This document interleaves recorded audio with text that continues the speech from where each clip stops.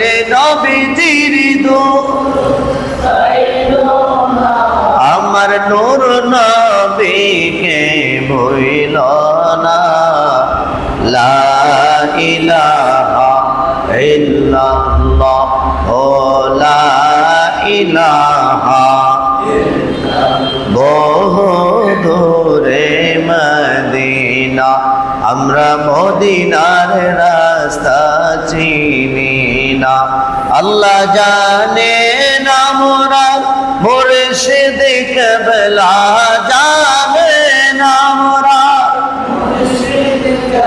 লা নূর নবীজির ঠিকানা লা ইলাহা ইল্লাল্লাহ ও লা ইলাহা লা ইলাহা ইল্লাল্লাহ মুহাম্মাদুর রাসূলুল্লাহ সাল্লাল্লাহু আলাইহি ওয়াসাল্লাম। উপস্থিত মুআজ্জাজ মুহতারাম সম্মানিত মুসলিম কেরাম, আল্লাহ পাকের হুজুরে হাজার কোটি শুকরিয়া আদায় করছি। আল্লাহ পাক আমাদেরকে এই পবিত্র জিলহজ মাসের শেষ জুমাবারে মহান আল্লাহ পাকের ঘর তথা মসজিদে আমাদেরকে উপস্থিত হওয়ার তৌফিক আল্লাহ আমাদেরকে দিয়েছেন। নিশ্চয়ই মসজিদে আসতে পারাটা এটা অবশ্যই আমাদের জন্য অত্যন্ত ভাগ্যের ব্যাপার। পবিত্র জুমা মুবারকে জুমার নামাজে উপস্থিত হওয়াটা এটা কত বড় ভাগ্যের ব্যাপার আমরা তখনই বুঝবো যখন আমাদের দুইটা চোখ বন্ধ হয়ে যাবে, অর্থাৎ যখন আমাদের ইন্তেকাল হবে তখন আমরা বুঝবো যে এই জুমার নামাজের ফজিলত কত। কেননা এই জুমার দিন আসলে পরে কবরবাসী যারা আছে তারা সবাই আনন্দিত হয়। সুবহানাল্লাহ। প্রশ্ন করতে পারেন কেন আনন্দিত কেন? কারণ কবরবাসীরা আশা করে আমার আওলাদগণ সপ্তাহের অন্য অন্য দিনে মসজিদে না গেলেও তারা এই আশাটুকু রাখে যে আমার আওলাদগণ মসজিদে যাবে, মসজিদে গিয়ে আমার জন্য আমাদের জন্য আল্লাহ তাআলার কাছে দোয়া করবে, রব্বির হামহুমা কামা রব্বায়ানি সাগীরা, এই দোয়াটুকু করবে। আর আমাদের পক্ষ থেকে তাদের জন্য এতটুকু দোয়া, তাদের জন্য যে কত বড় কল্যাণকর যারা কবরে আছে তারা বুঝে। হাদিস শরীফে প্রিয় নবী সাল্লাল্লাহু আলাইহি সাল্লাম বলে দিয়েছেন, ইযা মাতাল ইনসান ইনকাতা আনহু আমালুহু ইল্লা মিন সালাসা আই সাদকাতিন জারিয়া আও ওয়ালাদিন সালিহুন আও ইলমুন নাফিআ। সহিহ বুখারীতে নবীজি বলছেন, মানুষ যখন মরে যায় ইনকাতা, তার দুনিয়ার থেকে কবরের যে হায়াত ইনকাতা, এটাকে ইনকাতা করা হয়, কর্তন করা হয়। মানুষ ইচ্ছা করলে মরার পরে নামাজ পড়তে পারে না, পারবেও না। মানুষ ইচ্ছা করলেই মৃত্যুর পরে কাউকে 1 টাকা দান সদকা করতে পারবে না। মানুষ ইচ্ছা করলে মৃত্যুর পরে জবান দিয়ে একবার আলহামদুলিল্লাহ সুবহানাল্লাহ লা ইলাহা ইল্লাল্লাহু আল্লাহু আকবার বলতে পারে না, সে তৌফিক তার নাই। এক কথায় মানুষ মরে গেলে কোনো আমল করতে পারে না। যখন তার মৃত্যু হয় তখনই তার আমল বন্ধ হয়ে যায়, তখন সে ইচ্ছে করলে আমল করতে পারবে না। কিন্তু আমার দয়াল নবীজি সাল্লাল্লাহু আলাইহি ওয়া আলিহি ওয়াসাল্লাম তিনি বলেছেন, এমন কিছু আমল আছে মানুষ মরে গেলেও তার আমল নামায়, তার কবরে, তার রূহে সওয়াব প্রেরণ হইতেই থাকে। সুবহানাল্লাহ। তাহলে সেটা কি? প্রিয় নবী সাল্লাল্লাহু আলাইহি ওয়াসাল্লাম বলছেন, আই সাদকাতুল জারিয়া, এমন আমল কোন মানুষ যদি দান সদকা করে নিজের নফসের উপর, নিজের আত্মার উপর, নিজের মা বাবার উপর, নিজের সন্তানাদের উপর, কিংবা এমন কোন দান সদকা করে, এমন কোন সামাজিক কাজ করে যা সমাজের জন্য উপকার, ইসলামের জন্য উপকার, মানুষ যদি এমন কাজ করে, তথা যদি মসজিদ বানিয়ে দেয়, মাদ্রাসা তৈরি করে দেয়, মানুষের উপকারের জন্য রাস্তার পাশে টিউবওয়েল করে দেয়, মোটর করে দেয়, কোনো মানুষ যদি এমন কোনো ভালো কাজ করে যার ফলাফল, যার কল্যাণ, লোকটা মরে যাওয়ার পরেও অন্য মানুষ সেটা বুক করে, অন্য মানুষ যদিও সেটা বুক করবে, কিন্তু আল্লাহ তাআলা যিনি কাজটা করেছেন তাকে কোনোদিন বঞ্চিত করেন না। সুবহানাল্লাহ। সেই কাজটা দান সদকা করা, মসজিদের ভেতরে ফ্যান দেওয়া, মসজিদের ভিতরে লাইট জ্বালিয়ে দেওয়া, মসজিদের ভেতরে দান সদকা করা, সমাজের মানুষদেরকে এমন কিছু জনকল্যাণমূলক কাজ করে যাওয়া, মসজিদ মাদ্রাসা এতিমখানা করে যাওয়া, মানুষ যদিও মরে যায় কিন্তু এইগুলি যখন বর্তমান থাকে এর একটা সওয়াব আল্লাহ তাআলা তার আমলনামার মধ্যে পাঠিয়ে দেয়। আল্লাহর হাবিব রাহমাতাল লিল আলামিন বলছেন, আও ওয়ালাদুন সালিহিন, কিংবা ওয়ালাদিন সালিহুন, এমন এক সন্তান যে সন্তান দুনিয়ার জমিনে রেখে মা বাবা যখন কবরের জমিনে চলে যায়, সন্তান যদি নেককার হয়, সন্তান যদি নামাজি হয়, সন্তান যদি ভালো হয়, পরহেজগার হয়, ওই সন্তান যদি নামাজ পড়ে, 5 ওয়াক্ত নামাজ পড়ে, মায়ের জন্য বাবার জন্য যদি দোয়া করে, বন্দুকের গুলি মিস হতে পারে, নেককার সন্তানের পক্ষ থেকে মা বাবার জন্য দোয়া এটা কোনোদিন বৃথা যাইতে পারে না। সন্তান যদি মার জন্য বাবার জন্য দোয়া করে, তাহলে মা বাবা যদি কবরের জমিনে আযাবের ফেরেশতার হাতে গ্রেফতার হয়ে থাকে, সন্তানের দোয়ার বরকতে আল্লাহ তাআলা মা বাবার কবরটাকে বেহেশতের বাগান বানিয়ে দেয়। বলেন সুবহানাল্লাহ। এটা আমার প্রিয় নবীজির বাণী। তৃতীয়ত আমার নবী বলছেন, আও ইলমুন ইয়ানতাফিউ বিহি, আই ইলমুন নাফিআ, এমন ইলম, এমন উপকারী ইলম, আপনার ভিতর থেকে মানুষদেরকে ভালো ইলমটুকু শিক্ষা দিয়েছেন, ভালো বুদ্ধি মানুষকে দিয়েছেন, ভালো গুণ মানুষকে দিয়েছেন। কোনোদিন সুবুদ্ধি ছাড়া কুবুদ্ধি ছাড়া কোনোদিন সুবুদ্ধি ছাড়া কোনোদিন কুবুদ্ধি দেন নাই। অর্থাৎ সবসময় মানুষদেরকে ভালো নসিহত করেছেন, ভালো বুদ্ধি দিয়েছেন, ভালো ইলম দান করেছেন, কোরআন শিক্ষা দিয়েছেন, হাদিস শিক্ষা দিয়েছেন, ইলমুল বালাগাত শিক্ষা দিয়েছেন, মানতিক শিক্ষা দিয়েছেন, ইলমুস সরফ শিক্ষা দিয়েছেন, নাহবের শিক্ষা দিয়েছেন। এই ধরনের কোনো ভালো কাজ যদি একটা মানুষ আরেকটা মানুষকে শিখায়া যায়, ওই মানুষটা মনে করেন ইন্তেকাল করলো, তার ইলমটা যদি ধারাবাহিকতা ঠিক থাকে, যুগের পর যুগ লোকটা যদিও না থাকে, কিন্তু তার আমল নামার মধ্যে যে উপকারী ইলমের যে সওয়াব, তার আমল নামার মধ্যে আল্লাহ দান করে দিবে। সুবহানাল্লাহ বিহামদিহি। কত সুন্দর করে আমার প্রিয় নবীজি বলে গিয়েছেন।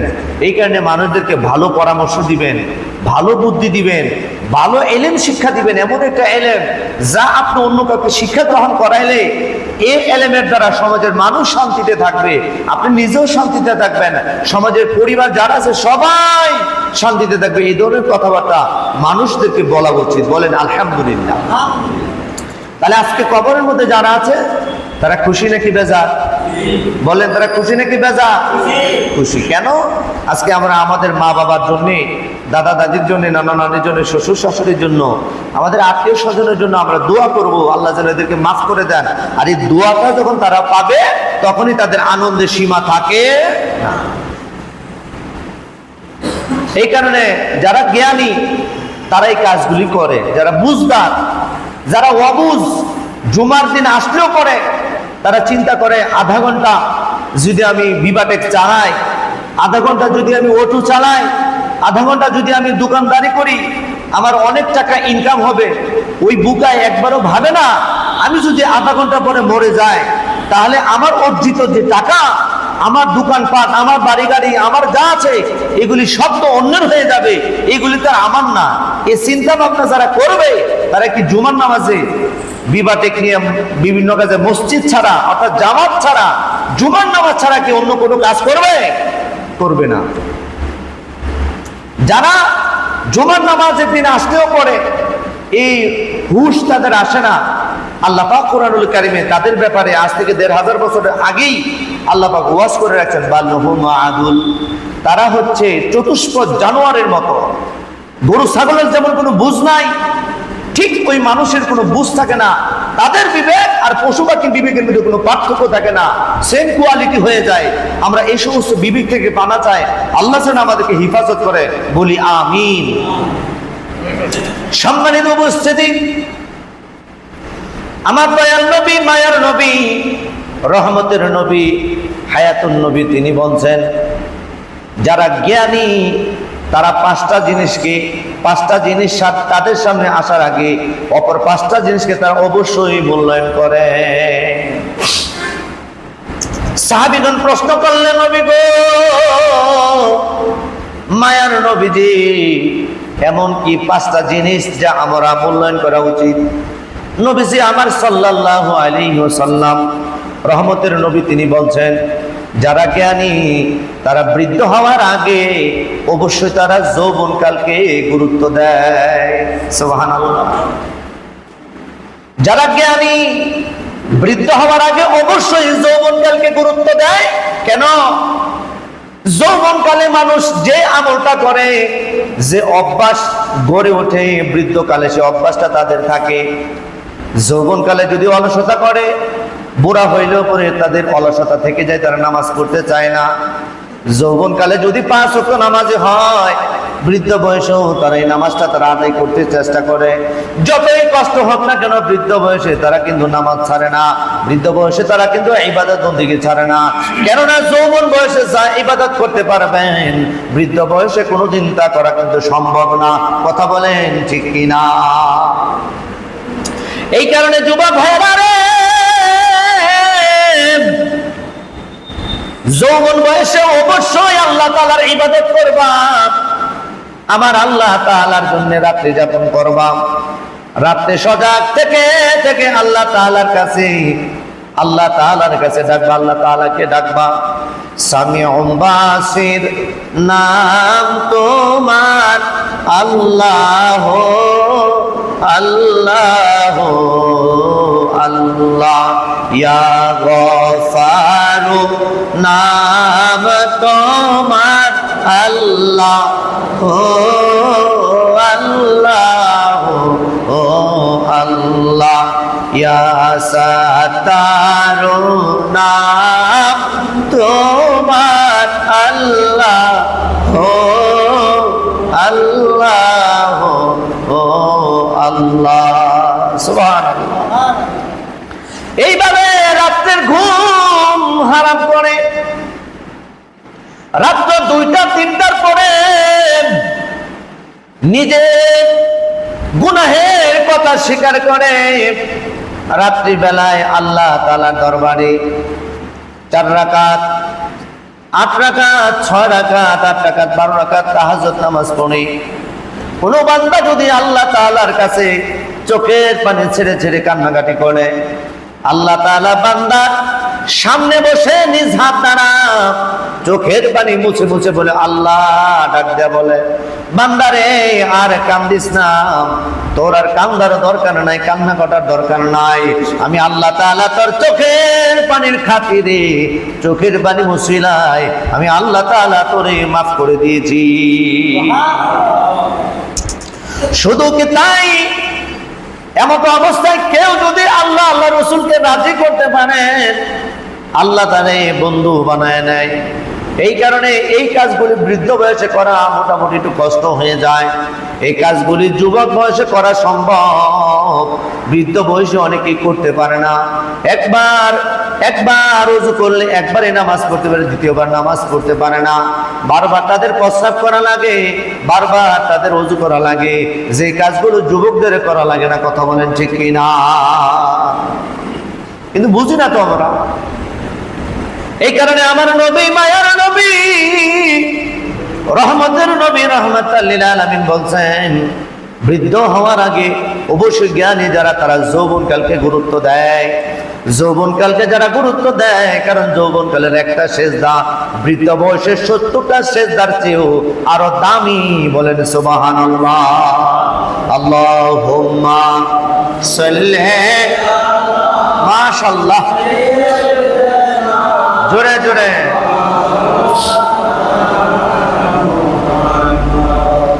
ওয়ালা আলি সাইয়্যিদিনা,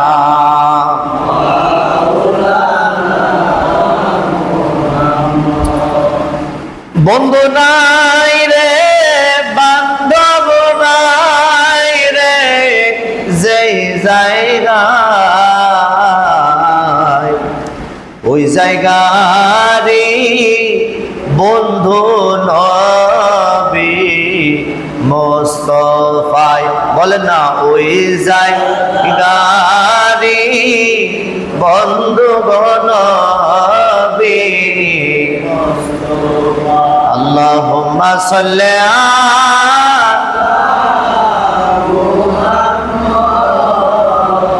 ওয়ালা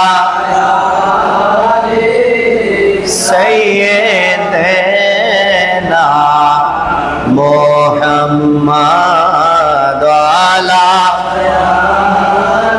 দিল লাগা বলি সবাই, অন্তর দিয়ে।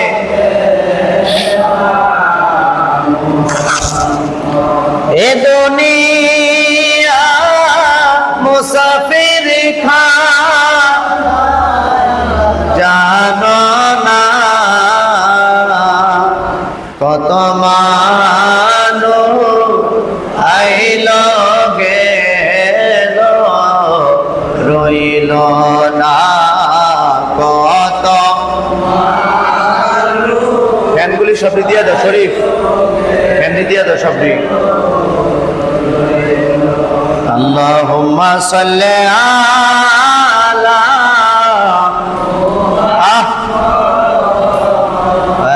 ওয়ালা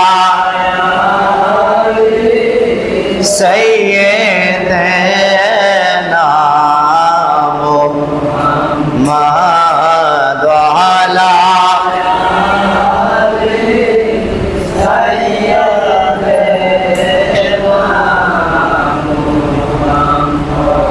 সাল্লাল্লাহু আলাইহি ওয়াসাল্লাম।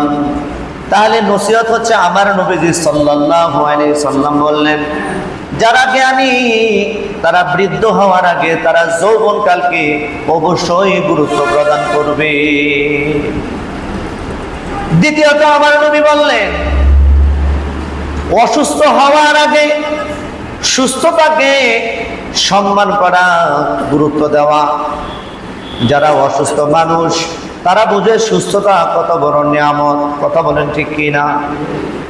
যারা অসুস্থ মানুষ হাসপাতালের বেডে শুয়ে তারা কাতরাচ্ছে, আইসিইউতে যারা ভর্তি, যাদের হাত নাই, যাদের পা নাই, যাদের চোখ নাই, যারা পাগল, যাদের হাতের আঙ্গুল নাই, যাদের দাঁত নাই, যারা অসুস্থ, তারা বুঝে সুস্থতা কত নিয়ামত। কথা কোন ঠিক কি না? যখন যৌবক অবস্থায় ছিলেন, সুপারি দাঁতের নিচে রেখে কামড় দিয়া ভাঙতে পারতেন। সুপারি ভেঙে গেছে, দাঁতে চাপের কারণে সুপারি ভেঙে গেছে। এখন এমন একটা সময় আপনার জীবনে চলে আসছে, সুপারি খাবেন তো দূরের কথা, সুপারি দেখলে আরো মনটা কেমন জানি করে, কেমন জানি করে।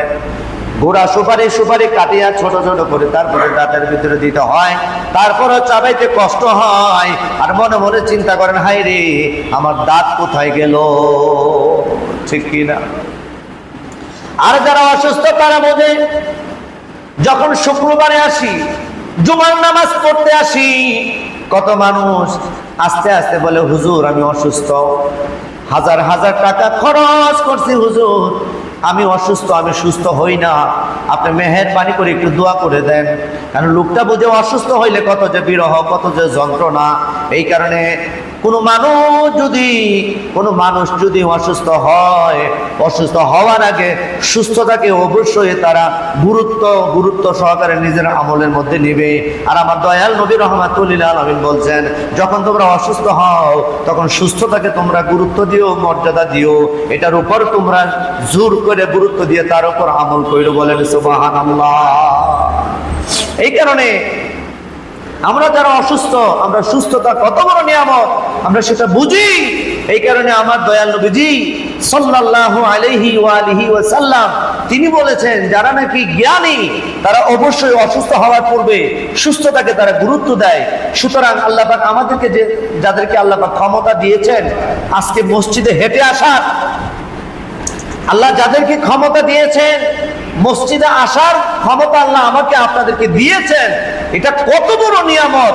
যারা ঘর বটে, যারা ঘরে শুয়ে আছে, মসজিদে আসতে পারতেছে না, এদেরকে জিগায় চোখের পানি ছেড়ে ছেড়ে বলবে, আহারে তৌফিক নাই মসজিদে যাওয়ার, তাহলে আল্লাহ আমাদেরকে সুস্থ রেখেছেন, এটা আমাদের জন্য কি কল্যাণ নয় কি?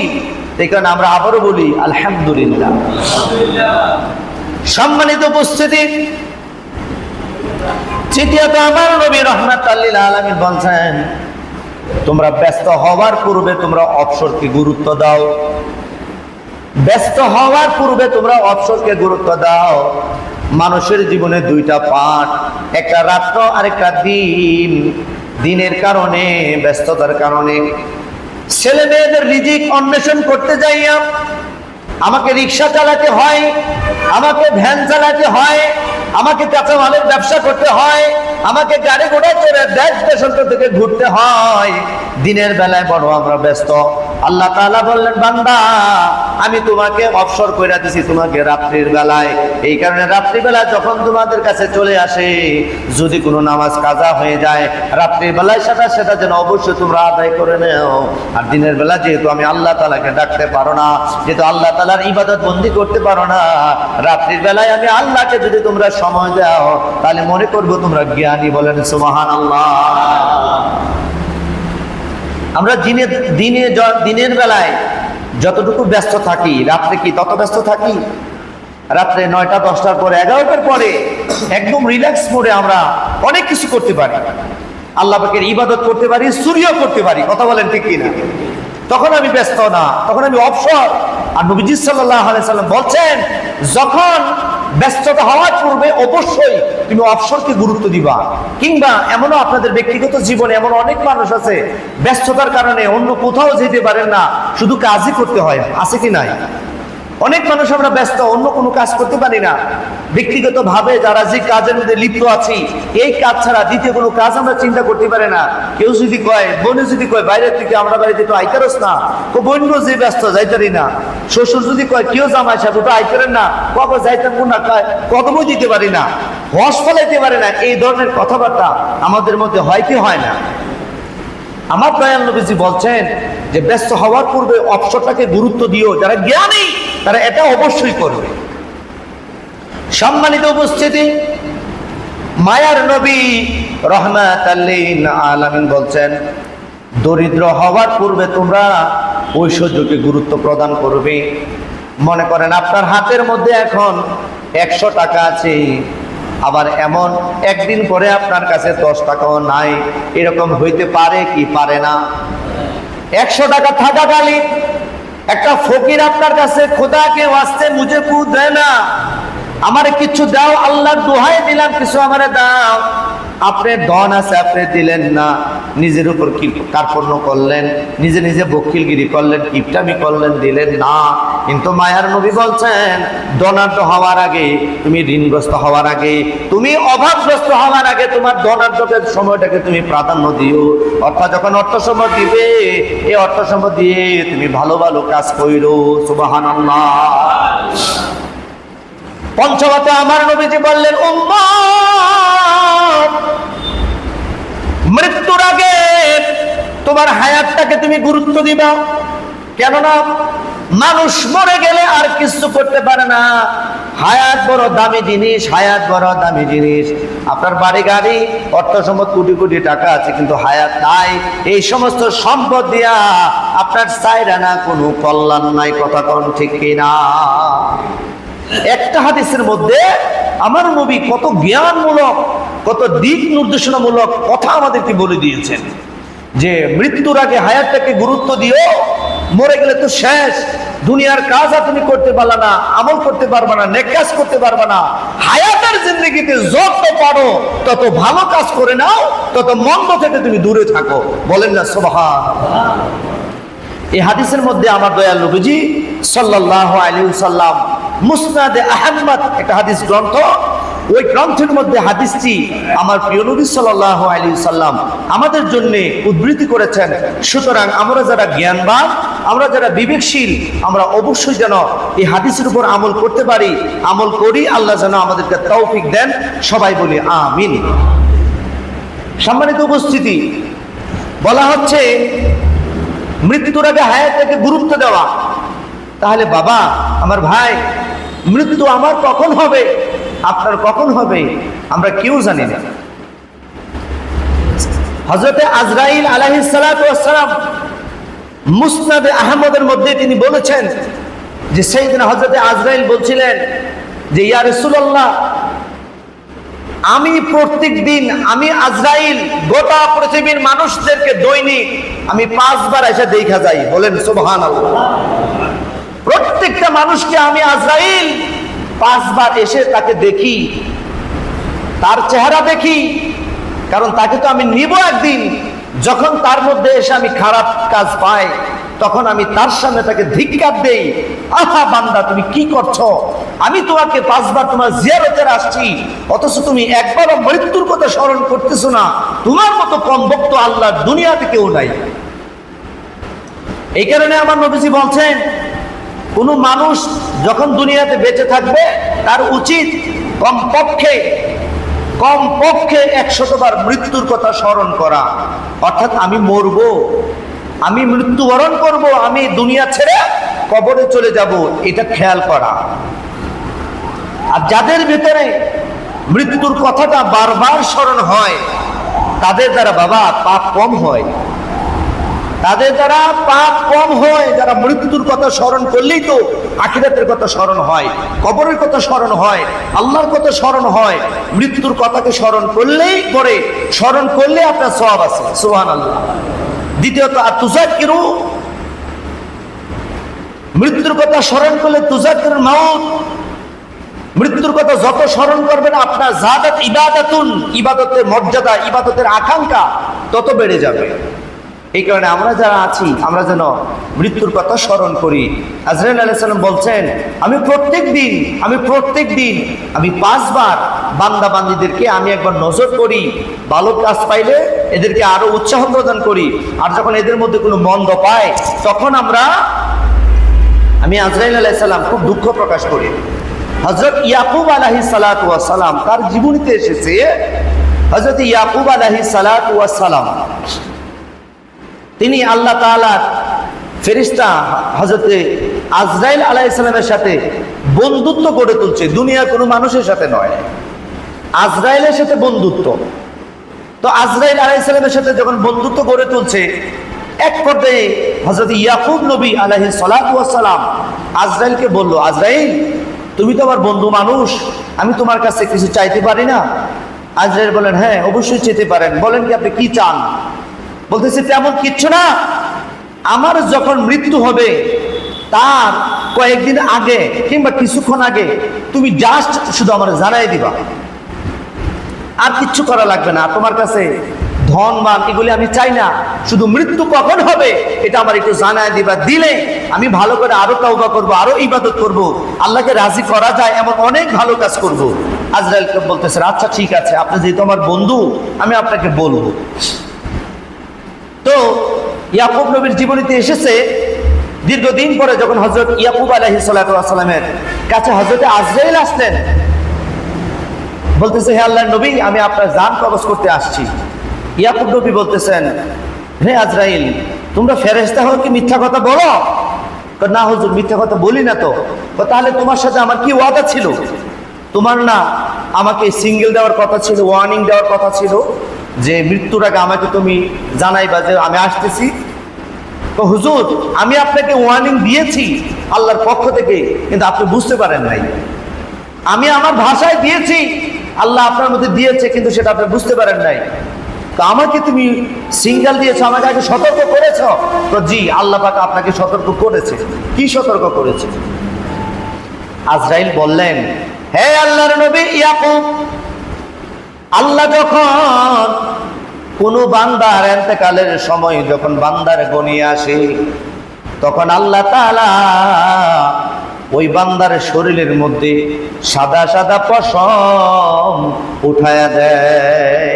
সুবহানাল্লাহ। তার চুল পেকে যাবে, দাড়িগুলি সাদা হয়ে যাবে, শরীরের চামড়াগুলো ঢিলা হয়ে যাবে।